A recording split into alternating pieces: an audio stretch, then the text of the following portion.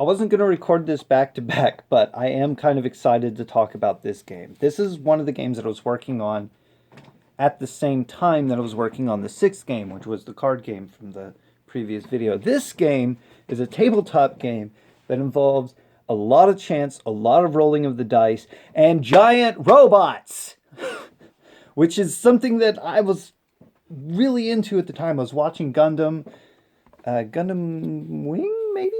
And I was listening to people talk about D&D, and I wasn't really into D&D, and I didn't want to play D&D, but had explored the mechanics in previous games, and then I thought, wait a minute.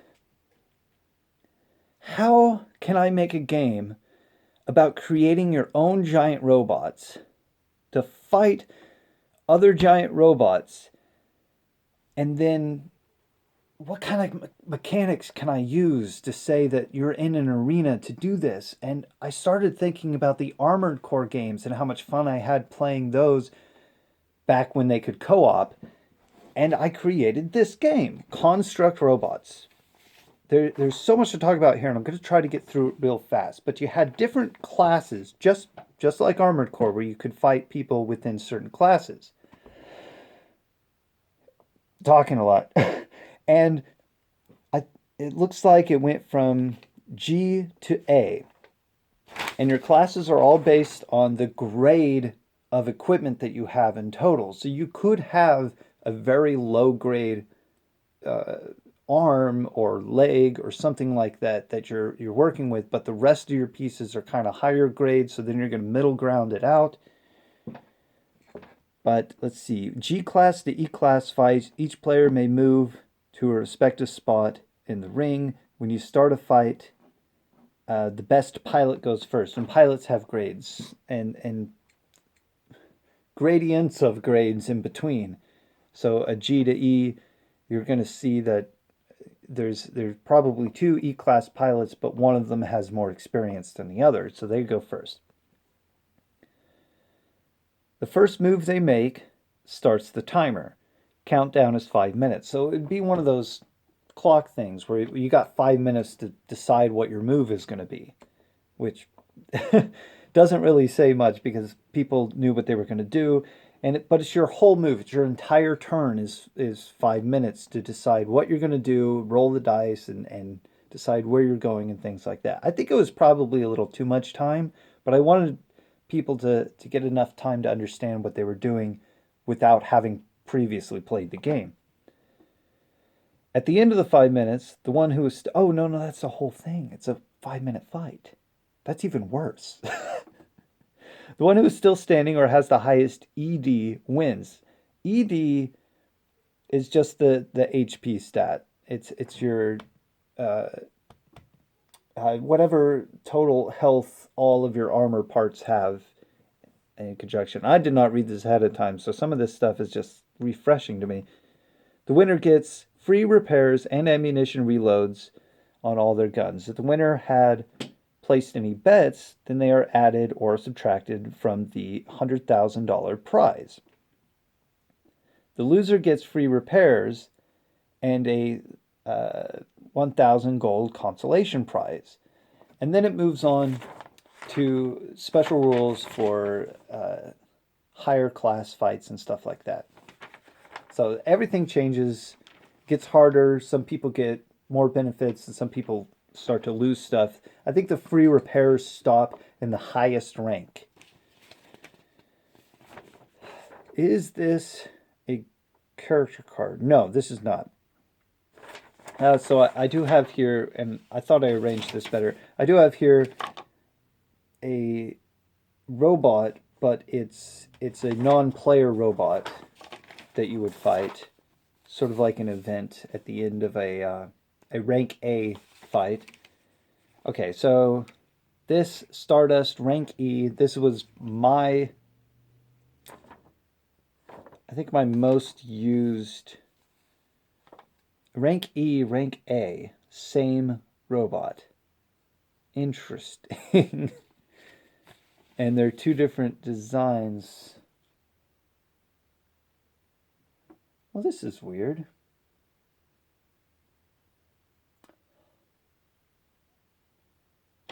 I don't know what's going on here. I'm going to try to get to a point where I can explain sort of how this works, because you're going to have a picture of your robot, which I was drawing. If you bought a part, I would draw that for your robot. And you have a picture of your robot, and you have this little bullseye, these rings of different size. And if you wanted to aim at somebody's head for a shot, you would put that ring or those circles around the head, and then they would have other levels. So if you rolled and you got a 5, then you shot somewhere in the 5 instead of shooting in the bullseye and hitting your actual target. And then you would calculate how much damage based on, how well you shot and where you shot. Was there an actual chance to miss after that? In which case, I think somebody had a percentile die. So if you got above 50, then you did hit their body rather than shooting somewhere out there, which meant it was better to aim for their body and hope you hit their head. So I have Construct Robot, Stardust, that's the robot's name. I have the rank, I have the owner of the character sheet, and where an alignment, which I also said rank for some reason. That may have been, I didn't put that on the others. And this character is neutral. I have the pilot's name, John Lumen. I have a sort of, what's it called? Sort of a guild rank as well. He's a king power, so within the guild he's kind of okay rank, and the owner of the guild and their rank, which is also neutral. So here, this is a much late game character sheet, because they have 100,000 million billion trillion. They have like 1 trillion gold, because I won a lot of stuff.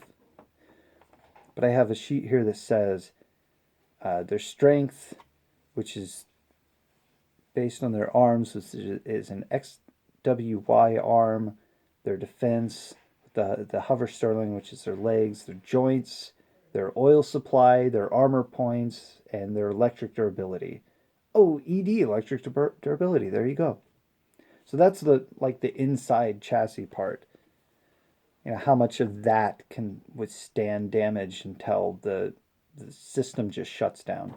And then I have their weapons, and they have special abilities based on their weapons. They have a speed stat over here that shows how fast they are with a thrust or just attacking or moving and things like that. So I have that. Now everything's getting out of order. I have that. I have other character sheets. I had a Magikoi. I have a lot of other people's character sheets here. And then I had shops and things like that. So you have Xeon's main company. These are all the parts that they can sell. And somewhere here, I had drawings of those parts so that you could see what they look like when you buy them. And I didn't think I skipped it.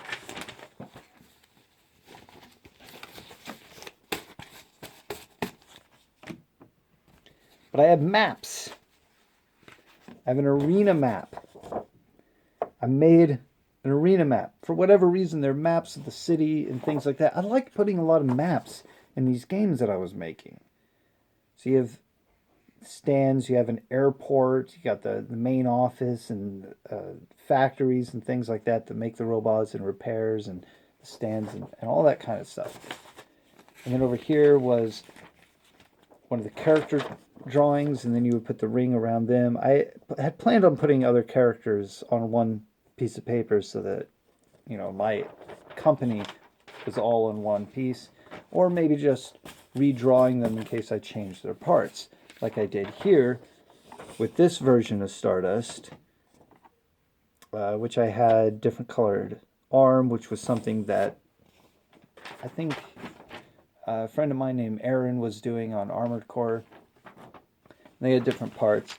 I had these two. So this is another character's robot that I drew, and there's Stardust, that is A rank. I've drawn some of the others. And then Cal's shop over here, I think, has the drawings for it.